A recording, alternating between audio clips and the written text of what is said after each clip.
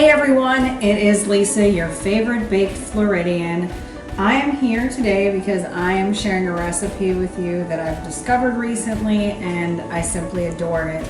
It is green chicken chili soup. Basically it tastes like the inside of a green chicken chili burrito, which is pretty amazing. I first discovered this soup at a place that my sister and I love to go to lunch here in Pensacola. It's called the New Yorker Deli. They sometimes have this soup on their menu. Upon further investigation, not only did I realize that the soup could be made in a ketogenic way, but that even the regular version is pretty good for you. So I'm going to show you all the ingredients and how easy it actually is to make. Okay everyone, so these first basic ingredients couldn't get much simpler. First here we have some boneless, skinless chicken that I roasted in the oven. Please, for the love of God, make sure you season your chicken with something good, especially something like boneless, skinless that doesn't have a lot of flavor before you cook it. This right here is actually 4 chicken breasts. It's roughly 2 cups of chicken. We're going to use some reduced sodium chicken broth. This is actually 48 ounces. I'm probably going to use half of this, but you can adjust this recipe to be creamier and thicker or more brothy depending on what you like. This right here is some salsa verde. I just bought some over the counter. I act like it's medicine, over the counter. I just bought some ready-made salsa verde as opposed to making my own. I just picked whatever was lowest carbs. This is a can of green chilies that are diced, fire roasted, and peeled.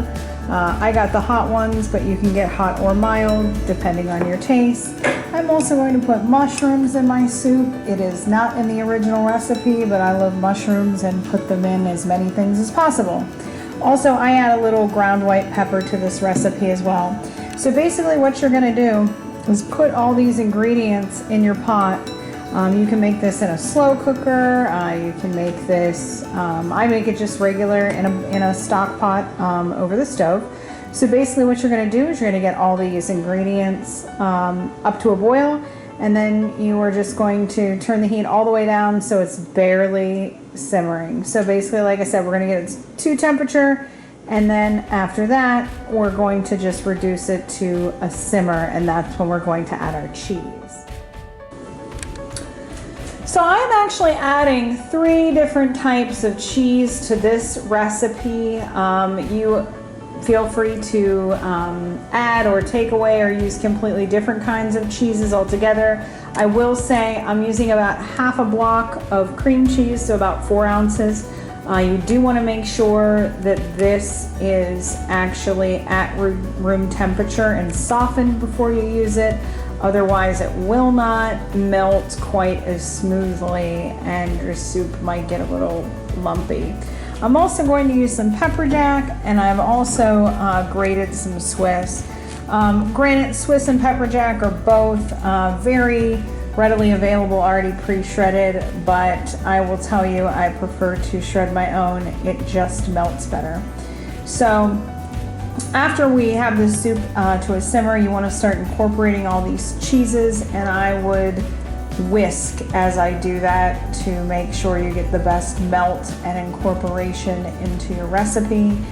And that's it. After that, like I said, we already pre-cooked the chicken and everything. The soup is actually done at that point, ready for consumption. I'm going to go ahead and throw this batch together, and then we will come back and show you what it looks like all together. Before I finish this soup, I'm going to show you one more thing. I actually have some low-carb Mission flour tortillas. I am actually using a pizza cutter to cut this tortilla into strips. As you can see, I'm just cutting into strips, and then I will cut them in half again. I'm actually going to fry these so we can have a crispy topping to our soup. Okay, so here is the finished product, our green chicken chili soup.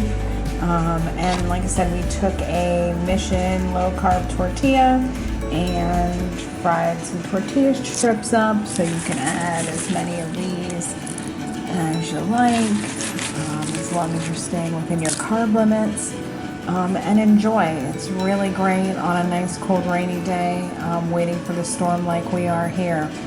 If you guys have any questions or any comments, you can email us at bakefloridian@yahoo.com. Have a great day.